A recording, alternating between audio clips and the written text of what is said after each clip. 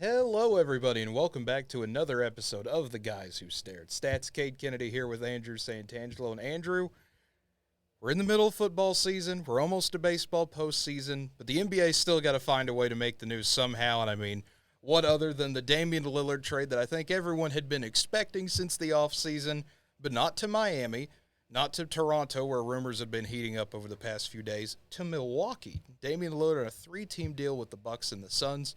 So we get Damian Lillard and Giannis on the same team. I mean, my goodness. Yeah, it was definitely a surprising move. Like you said, Miami was the rumored, Clippers were rumored, Philadelphia was rumored, but Bucks were never a team that was ever rumored. To me, at least, I remember. Because it was always they got Drew Holiday, Middleton, Giannis, Portis, obviously, and it was like they're set. Like they might add a couple free agents to piece together that roster, but it was never they're in on Lillard. And to see them give up Holiday was surprising. But yeah, they give up Holiday, Grayson Allen. Um, so I don't know. It was definitely a blockbuster trade here. Obviously, DeAndre Ayton, another name. Obviously, he's gonna be overshadowed by Damian here. But I mean, we all know we talked about it last year in the NBA playoffs with the Suns. Ayton wasn't getting along with Phoenix. They weren't. I wasn't definitely not seeing eye to eye. It almost seemed like that contract was almost forced away. That more than the Suns wanted to give it to him. So he's moved. They bring in another center in the deal. So yeah, a lot happened in this deal, and we'll see how it works out. Yeah, I mean, officially looking at the terms of everything here, I mean, going right off the ESPN article, Portland receiving Drew Holiday, DeAndre Ayton.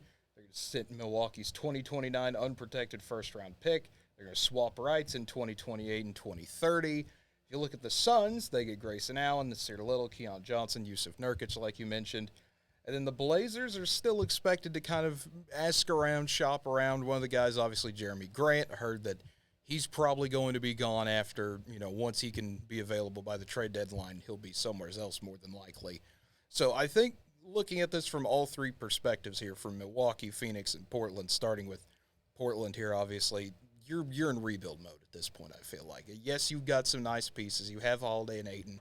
You have that complete decision now where do you want to just trade those away? Do you want to enter the full rebuild process?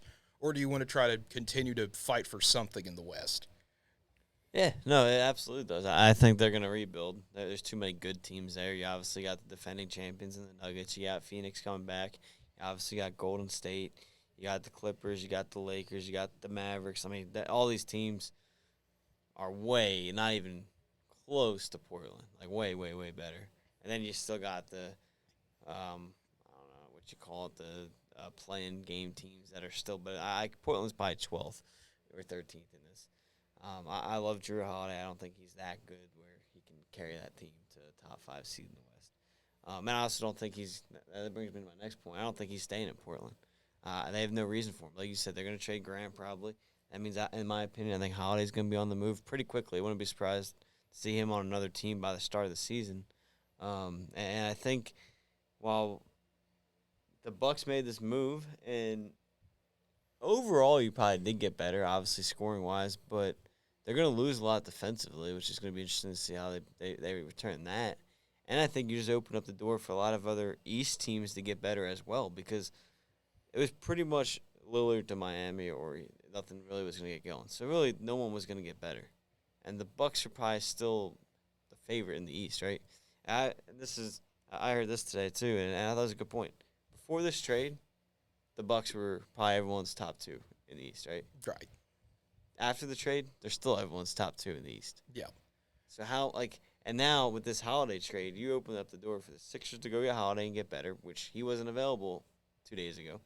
The Celtics can go get him and pair him with Porzingis, Brown, Tatum.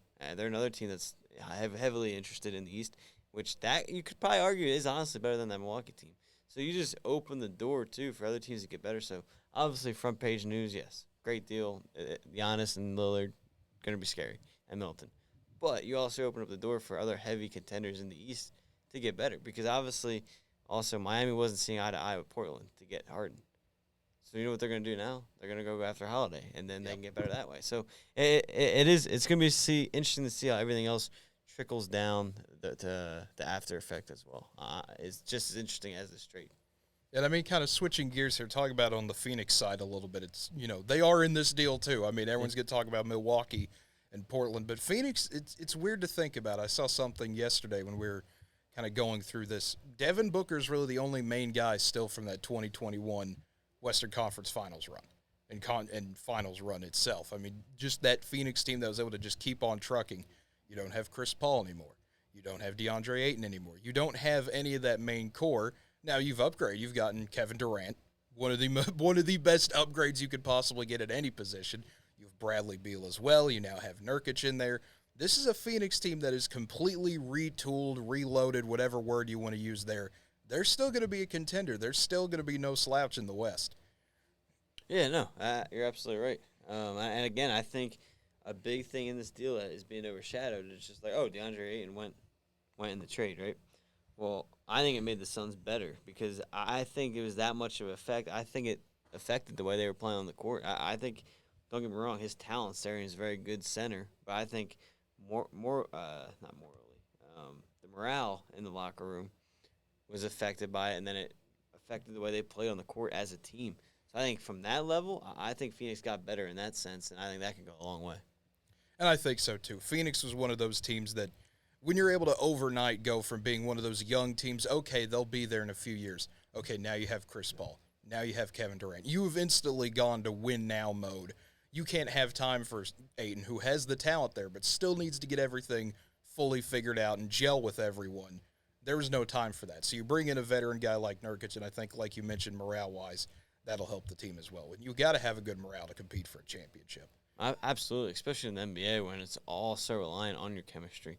Like, don't get me wrong, every locker room wants a good group, and it always spikes everyone's. But like some sports, you can get away with that not having a great obviously baseball, you still gotta go out and do your own thing in the end, because it's still in the end you're going 1-on-1 with the pitcher and batter. Well, basketball, you gotta be on the same plays and everything like that. So, I think basketball is one of the bigger ones where you do need to have that. And then from Milwaukee's standpoint, you have two of the superstars in the league. You have Lillard now to pair with Giannis. You still have Middleton as a great third option. And you still have Brook Lopez and Bobby Portis hanging around, just in case you need someone else in the front court to get something done. Milwaukee, like you said, I don't think this moves the needle on where everyone thought they would be. Everyone had them in their top two. They're still in the top two. They could only move up one spot to number one there for people. But, I mean, it's going to be fascinating to see how this all works out. Kind of, Lillard is used to being the guy. You have Giannis, who has always been the guy. And I want to mention for Giannis specifically, just an absolute great way he handled this offseason, basically putting the pressure on Milwaukee to say, hey, I need someone else to help me get another ring here. We were able to get one. We have to keep going, or I'm going to start looking somewhere else. I mean, that's how you get it done in the NBA. Without question. The question is it going to be enough to get Giannis happy and stay in Milwaukee? Obviously, there's a whole contract situation that way. I think there's probably more to go about it than that, and I still think it's going to be a battle. I don't think this trio of Giannis, Middleton, and Lillard are. I mean, I think it's probably they're probably the favorites. But I think you could still argue Brown, Tate, and Porzingis are going to give them a run for their money. I think Miami is never a team to just overlook because great coaching and Jimmy Butler they somehow are able to get the job done. Like the fact that they still knocked Milwaukee out last year is still surprising to me. And then who's the third besides Philadelphia? I'm blanking on. There's another team. Who else do we got here? New York had a good team last year. The Knicks had a good run. And I expect that. And that's another team to go get Holiday. You go pair Brunson for offensively, and then Holiday there. Not only a good scorer, but a very good defender.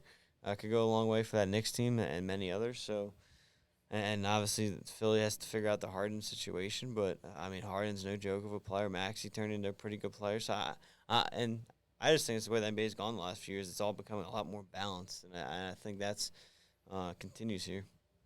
I think so too. It's going to be a fun season regardless of what happens. I mean, you just get one more trade. Now we've got everything else opening up, like you mentioned, for some of these other players. It will be fun to watch, and folks, you'll want to join us for the ride.